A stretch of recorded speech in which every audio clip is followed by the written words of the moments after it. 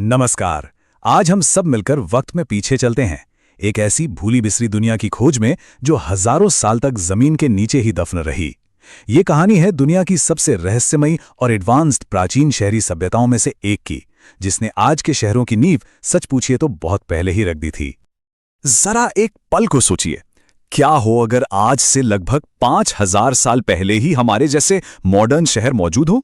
मतलब जब दुनिया का ज्यादातर हिस्सा छोटे छोटे गांवों में जी रहा था, तब यहीं भारतीय उपमहाद्वीप में एक ऐसी सभ्यता फल फूल रही थी जो आज के बड़े बड़े महानगरों को भी टक्कर दे सकती थी। चलिए इस अविश्वसनीय कहानी के पन्ने पलटते हैं। ये सभ्यता, ये एंशंट इजिप्ट और मेसोपोटामिया यानी आज के इराक के आसपास के इलाके की ही हम उम्र थी। लेकिन सबसे हैरान करने वाली बात जानते हैं क्या है? 20वीं सदी तक तो इसके होने का किसी को कोई अंदाजा तक नहीं था। जी हां, ये इतिहास का एक खोया हुआ चैप्टर था। और फिर 1920s में सब कुछ बदल गया। आर्कियोलॉजिस्ट ने खुदाई शुरू की और 1921 में हड़प्पा, और फिर ठीक एक साल बाद 1922 में मोहनजोदड़ो की खोज ने पूरी दुनिया को चौंका दिया। इस एक डिस्कवरी ने भारतीय उपमहाद्वीप के इतिहास को हजारों साल पीछे धकेल दिया और एक ऐसी दुनिया हमारे सामने लाकर खड़ी कर दी जिसके बारे में किसी ने सोचा भी नहीं था। तो चलिए इस सभ्यता के शहरों की एक वर्चुअल टूर पर निकलते हैं और देखते हैं कि उनकी अर्बन प्लानिंग कितनी कमाल की थी, इतनी कि वो आज के महानगरों के लिए एक ब्लूप्रिंट जैसी लगती है। देखिए, इनके शहर ऐसे ही बेतरतीब ढंग से नहीं बसे थे। हर शहर एक बहुत ही सटीक ग्रिड सिस्टम पर बना था। सड़कें एकदम सीधी और एक दूसरे को परफेक्ट 90 डिग्री के एंगल पर काटती थीं, बिल्कुल वैसे ही जैसे न्यूयॉर्क या चंडीगढ़ जैसे मॉडर्न शहरों की प्लानिंग की जाती है। शहर को ना दो हिस्सों में बांटा गया था। एक था ऊपरी हिस्सा जिसे दुर्ग या सिटाडेल कहते हैं, जहां शायद बड़े बड़े पब्लिक बिल्डिंग्स थे और शासक वर्ग रहता था, और दूसरा था निचला शहर जहां आम लोग अपने घरों और अपनी वर्कशॉप्स में रहते थे। ये अर्बन जोनिंग का एक बेहतरीन एग्जाम्पल है ना? उनके ऑर्गेनाइजेशन का सबसे बड़ा सबूत क्या है पता है? उनकी ईंटें। सोचिए, हजारों किलोमीटर में फैली हुई इस पूरी सभ्यता में हर जगह हर शहर में जो ईंटें इस्तेमाल हुई उनका रेशो बिल्कुल एक था, 1:2:4। मतलब इतनी कमाल की स्टैंडर्डाइजेशन ये किसी पावरफुल सेंट्रल गवर्नमेंट के बिना तो हो ही नहीं सकती थी। अच्छा, अब शहर की प्लानिंग से जरा और अंदर चलते हैं और देखते हैं कि इन दीवारों के अंदर की डेली लाइफ कैसी थी, और हमारा फोकस रहेगा उनकी रेवोल्यूशनरी पब्लिक फैसिलिटीज पर। अगर सिंधु सभ्यता की किसी एक चीज को उनकी सबसे बड़ी इंजीनियरिंग अचीवमेंट कहना हो तो वो थी उनकी जल निकासी प्रणाली, यानी ड्रेनेज सिस्टम। ये एक बहुत ही कॉम्प्लेक्स ढका हुआ नेटवर्क था जो पूरे शहर में फैला था। उस जमाने में रोम या मेसोपोटामिया में भी इसके जैसा कुछ नहीं था। सोच कर देखिए, हर घर में एक बाथरूम था। हर घर की नालियां गली की मेन ढकी हुई नालियों से जाकर मिलती थीं। यह साफ सफाई और पब्लिक हेल्थ पर उनके जोर को दिखाता है, जो उस युग के हिसाब से एक अनबिलीवेबल सोच थी। मोहनजोदड़ो के दुर्ग के ठीक बीचों बीच एक बहुत बड़ी स्ट्रक्चर थी जिसे हम महान स्नानागार या द ग्रेट बाथ के नाम से जानते हैं। ये उनकी आर्किटेक्चर का एक लाजवाब नमूना है। अब इसका असली मकसद क्या था, ये तो एक रहस्य है, पर ऐसा माना जाता है कि इसे खास धार्मिक या सामाजिक मौकों के लिए इस्तेमाल किया जाता था।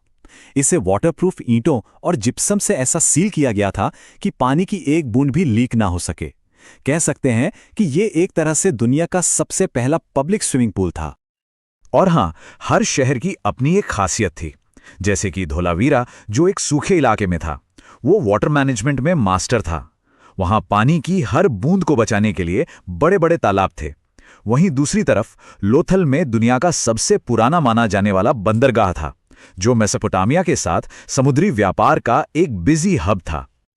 अब जरा अपना ध्यान उन कलाकृतियों, उन चीजों की तरफ मोड़ते हैं जो वे अपने पीछे छोड़ गए। ये चीजें हमें उनकी कल्चर, इकोनॉमी और उन रहस्यों की एक झलक देती हैं जो आज भी सुलझ नहीं पाए हैं। सबसे फेमस कलाकृतियों में से एक है ये कांसे की मूर्ति, जिसे डांसिंग गर्ल कहते हैं। जरा इसका पॉस्चर और कॉन्फिडेंस से भरा एक्सप्रेशन तो देखिए। ये न सिर्फ उनकी कलाकारी का बल्कि मेटल कास्टिंग की टेक्नोलॉजी में उनकी मास्टरी का भी सबूत है। और दूसरी तरफ है ये पादरी राजा की पत्थर की मूर्ति। इसका शांत और गंभीर भाव उस डांसर की एनर्जी से बिल्कुल अलग है। ये हमें उनके सोशल स्ट्रक्चर और शायद उनके शासकों की एक झलक देता है जो अथॉरिटी और डिसिप्लिन के प्रतीक थे। उनकी इकोनॉमी की नींव तो खेती पर थी, लेकिन इसका असली इंजन था व्यापार। वो मेसोपोटामिया, ईरान और अफगानिस्तान तक के साथ ट्रेड करते थे।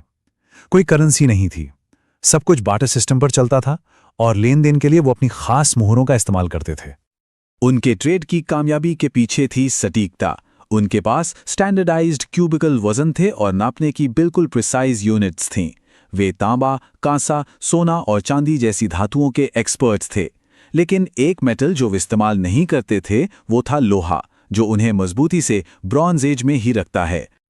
और अब आते हैं सबसे बड़े रहस्य पर। उनकी अपनी एक स्क्रिप्ट थी, एक पूरी लिखने की कला, जिसे आज 5000 साल बाद भी कोई पढ़ नहीं पाया है।